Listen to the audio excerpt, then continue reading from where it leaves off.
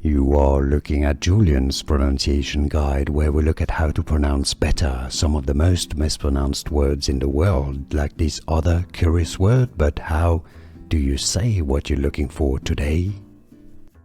Let's learn once and for all how to pronounce this name, the name of this class in Qatar Airways. If you want to learn how to pronounce Qatar correctly and more airlines names, stay tuned. I've got more videos for you. First, in business class, the Q for Qatar Suite is how it's pronounced, Qsuite.